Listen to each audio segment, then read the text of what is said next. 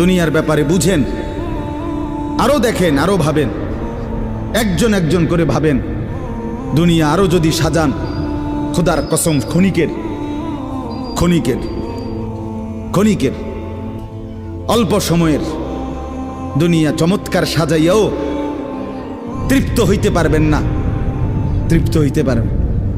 এবছর চমৎকার রং দিছেন বিল্ডিংয়ে, 2 বছরের মাথাত বিভিন্ন খান দিয়া চামড়া উঠিয়া এটা আবার যে সেই, ঠিক কিনা বলেন? তা আবার রং দাও। এই সোফা চমৎকার বানাইছিল, ওই যে বার্নিশ নাই, দেখেন এই যে সোফা, এটা এই যে দেখেন, কথা বলেন না, এই সোফা এটার মধ্যে আসেনি বার্নিশ, তো এটা আবার কি করতে হইব? তো লাভ হইল কই? দুনিয়া তো ধোকা, দুনিয়া ধোকা। এই সৌন্দর্যময় চেহারা নারী 30 বছরের ব্যবধানে উনি বুড়ি, আর কেউ ফিররা সেদিকে ফিরা সেফও হালায় না। আজ যেই যুবতী, যেই বেহায়া নারী, বেপর্দা মহিলা বাজারে বাজারে ঘুরতো, যৌবন, আরে সেটা তার সম্পদ না, তারটা হইলে তো নিজের হইলে তো সে কখনোই বুড়া হইতো না। আল্লাহ তাআলা বলছে, আমি যখন যৌবন শেষ করে দিলাম, তো এখন আর কোন পুরুষ তার দিকে ফিররা থুতুও বালায় না। দুনিয়া এক অবস্থায় থাকে না, এক হালাতে থাকে না বাপ। এজন্য ছেলেদেরকেও বলি, বাপ জিন্দেগি সুন্দর করো। তোমার এই হাসি থাকবে না, তোমার এই সুস্থ সুন্দর সুঠাম দেহ থাকবে না।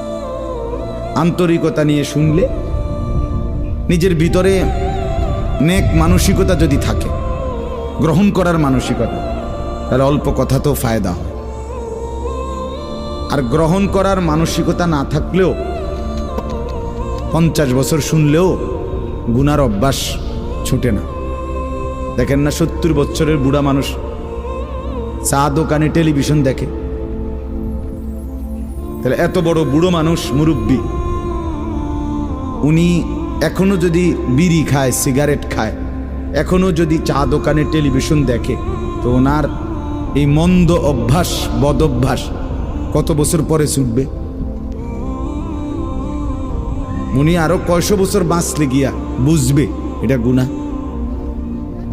আর ওনার আর মেয়াদ আছে কি? এই জন্য বললাম, আপনি খবর নিলে দেখবেন 30 বছর মসজিদে আসা যাওয়া করে ঠিকই, কিন্তু যথাযথ আন্তরিকতা, দিলের মধ্যে আখেরাতের কোনো মানসিকতাই নাই, নিজেকে বদলানোর অনুভূতিই নাই, ফিকিরে নাই। সোজা কথা, পরকাল বলতে কিছু, এখন যা আছি তাই। এখন সুখে থাকলে সুখী দুনিয়া, এখন দুঃখে থাকলে দুঃখী। জিফুত যদি ঠিকমতো খানা খাদ্য খাওয়ায় খুশি, ঠিকমতো খানা খাদ্য নাই দুঃখী। মানে দুনিয়া পেলে খুশি, দুনিয়া না পেলে দুঃখী।